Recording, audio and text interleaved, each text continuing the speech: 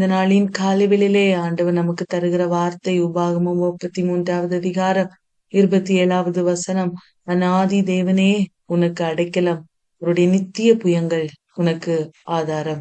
அன்பான தேவ பிள்ளைகளே, இந்த காலைவெளியிலே ஆண்டவர் அடைக்கலமற்று அங்கலாய்ப்போடு இருக்கிற பிள்ளைகளை பார்த்து ஆண்டவர் சொல்லுகிறார், அநாதி தேவனே உனக்கு அடைக்கலமாக இருப்பாராக, அவருடைய நித்திய புயங்கள் உனக்கு ஆதாரமாக இருப்பதாக என்று சொல்லி அவர் சொல்லுகிறவராய் காணப்படுகிறார். பிரியமானவர்களே, மோசே மரணமடைகிற நாள் சமீபித்த போது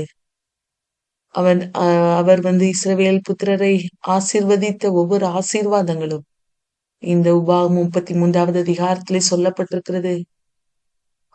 மோசே சொல்லுகிறார், கர்த்தர் சீனாயிலிருந்து எழுந்தருளி அவர்களுக்கு உதயமானா, சேயீரிலிருந்து அவர்களுக்கு உதயமானா, பாரான் மலையிலிருந்து பிரகாசித்து 10,000 பரிசுத்தவான்களோட பிரசன்னமாவார்.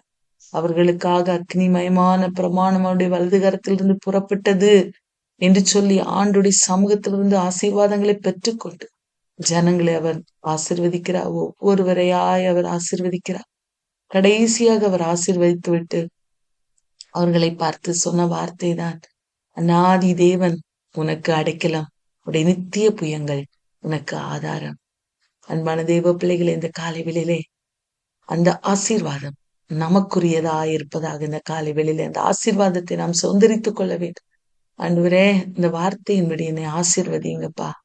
உம்முடைய நித்திய புயங்கள் எனக்கு ஆதாரமா இருக்கட்டும் ஐயா.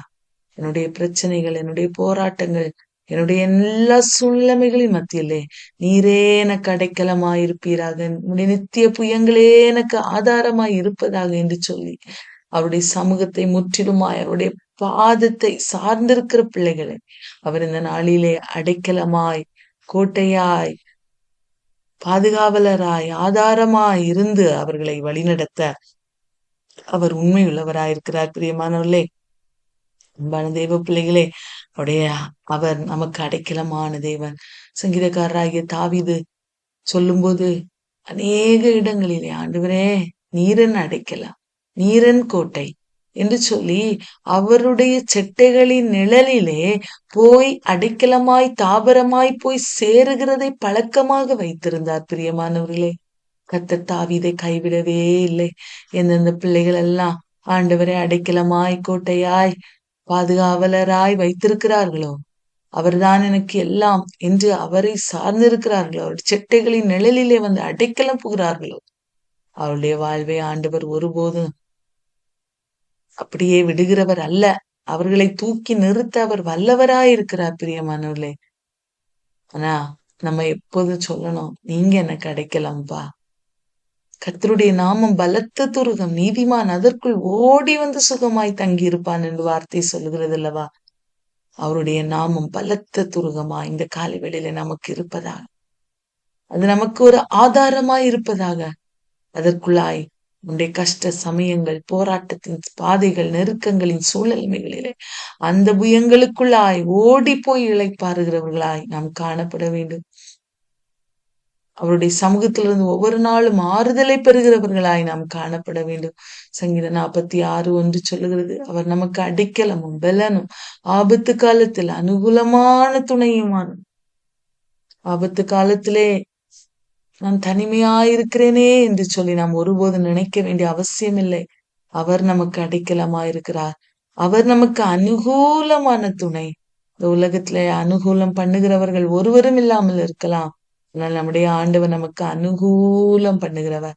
எனக்கு அனுகூலம் பண்ணுகிறவர்கள் நடுவிலே கர்த்தர் இருக்கிறார் என்று தாவீது சொல்லுகிறார். அன்பான தேவ பிள்ளைகளே, அவர் நமக்கு அனுகூலமான தேவன் என்பதை ஒருபோதும் மறந்து போக வேண்டாம்.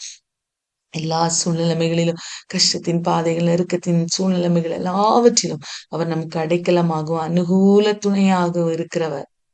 பாருங்க, நம்முடைய வாழ்விலே பிரச்சனைகள் கொந்தளித்து பொங்கி, நம்முடைய வாழ்விலே பர்வதங்கள் மலை போல நின்று நமக்கு எதிராய் நின்றாலும் நாம் பயப்பட தேவையே இல்லை. ஏன்னா அவர் அநாதி தேவன் நம்முடைய அடைக்கலமா இருக்கிறார் அல்லவா? பயப்பட தேவையே இல்லை. பிரியமானவர்களே, அவர் நம்மை பாதுகாப்பார். அவருடைய நித்திய புயங்கள் நமக்கு ஆதாரமாயிருக்கும். அவருடைய நாமத்துக்குள்ளாய் ஓடி போய் நாம் சுகமாய் வாசம் பண்ணலாம். பிரியமானவர்களே, அவர் நம்முடைய நடுவில் இருக்கிறார் என்பதை மறந்து போக வேண்டாம். அவர் நம்முடைய நடுவிலே இருக்கும்போது நாம் அசைக்கப்படுவதில்லை, ஒருபோதும் அசைக்கப்படுவதில்லை.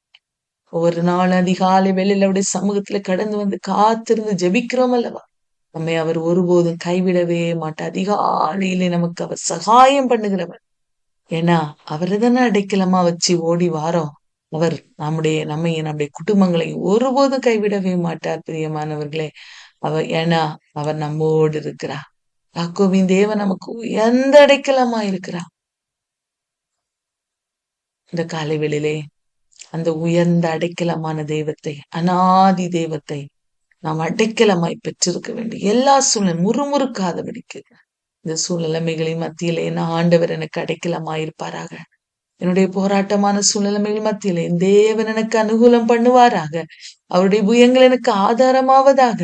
என்னுடைய வாழ்வில் இருக்கிற எதிர்மறையான எண்ணங்கள், தோற்று போய் விடுவேனோ, அவ்வளவுதானோ என்று நினைக்கிற தருணங்களிலே சத்துரு அந்த எண்ணங்களை கொண்டு வருகிறதான வேளையிலே, அநாதி தேவன் என்னுடைய அடைக்கலம், அவருடைய நித்திய புயங்கள் எனக்கு ஆதாரம், அவர் என்னை கைவிட மாட்டார், அவர் என் அடைக்கலம், அவர் என் கோட்டை என்று அறிக்கை செய்வோம். ஆண்டவர் நிச்சயமாய் இந்த நாள் முழுவதும் கோட்டையாய், அரணாய், பாதுகாப்பாய் இருந்து நம்மை நடத்த அவர் உண்மையுள்ளவராயிருக்கிறார். பிரியமானவர்களை, சோர்ந்து போக வேண்டாம். அவரை பிடித்துக் கொள்வோம். அவர் பெரிய காரியங்களை நம்முடைய வாழ்விலே செய்வார்.